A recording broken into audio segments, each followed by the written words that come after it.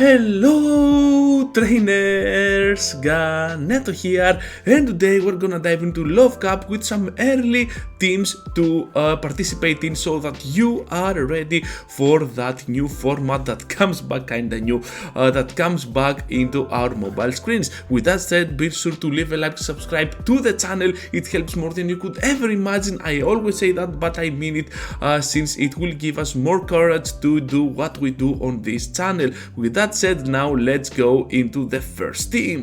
Battlers, over here we have a Talonflame team, and at the back we have Alomomola with Medicham. This is a top tier Love Cup team, and you are gonna see that it has a huge success if you are not encountering a lot of Electrodes up in the lead.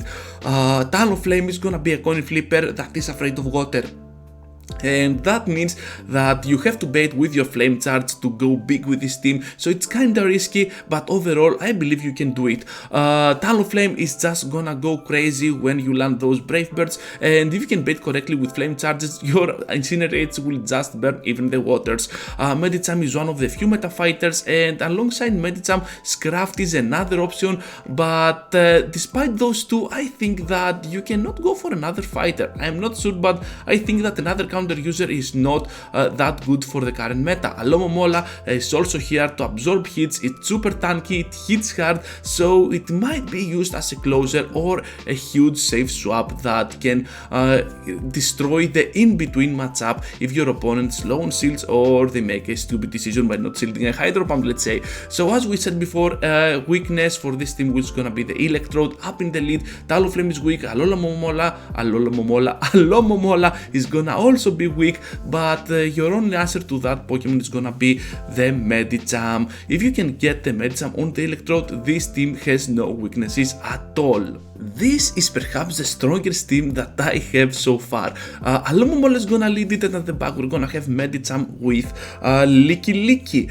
You can always use Leaky Tank over LeekDuck because it is more bulkier, and you are gonna get to more charge moves no matter what. The damage is gonna be the same, but I do not have one, so here is my LeekDuck. Just use Leaky Tank if you have. I don't. Alomomola is super bulky, it is an amazing leader, but it cannot get shields. That is, it will get one, but not that easy. This team has no weaknesses, so that's something that you should take note of. If you play correctly, this one will not bring so many weaknesses to your team. I cannot find a single weakness, so if you can, just write down in the comment section.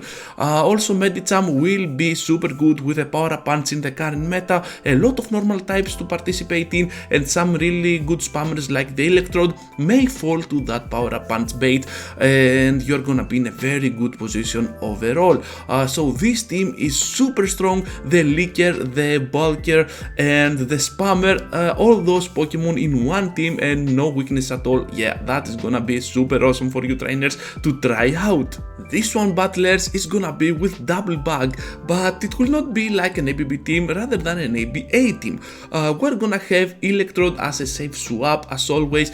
We're gonna go pretty well with that Pokemon in the whole meta, and with Hyper Beam it is just gonna destroy whatever it has at its path, because even the mirror stands no chance against the Hyper Beam. So consider Hyper Beam over Foul Play overall, and Ariados will be the leader of this team. It is spammy, it debuffs the opponent, and also with straight lance it can even beat a whole Leaky Tank, which is super huge. Barely beat it, but it's a win, and it also hits fire. But on the other hand, we have our Crustle, which is another bug type, but this one loves the fire. It can simply farm them down with the Smackdown. Something like Talonflame will just get destroyed by that Pokemon, and it also hits hard with its Rock Slide. And you also have for coverage X-Scissor, which is also stab. Anything from this Pokemon is stab right now.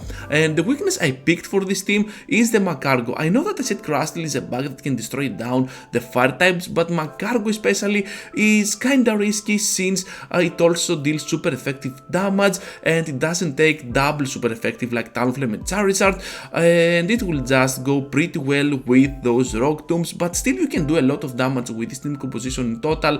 Ariados cannot, but Electrode is still there and can finish off even Magcargo. So overall this is gonna be a really good and solid team with a good synergy in it. Let's talk a bit about this weird team composition. We have Scolipede, Dratigon and Slowking.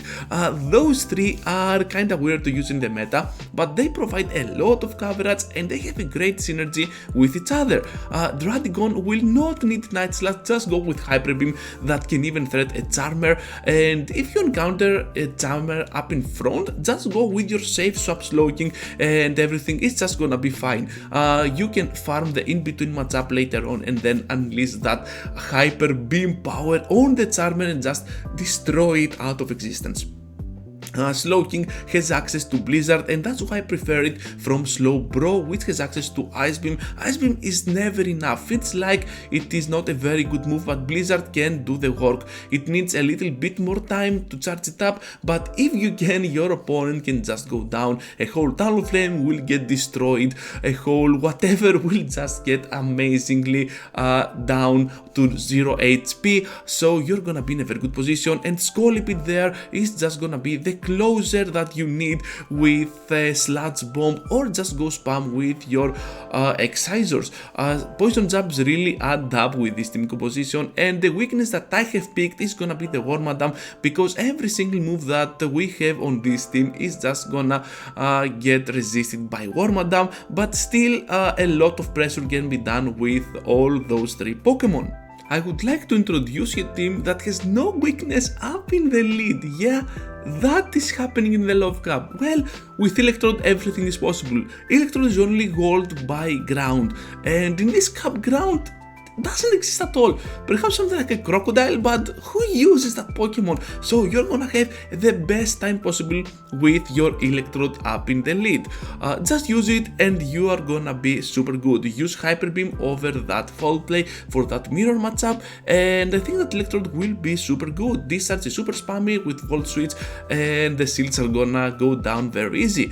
Seeking is both a safe swap with Icy Wind but also a good closer with Drill Run, and is one of the few water types out there that can still one-shot electric types, and those Pokemon are gonna be in the meta.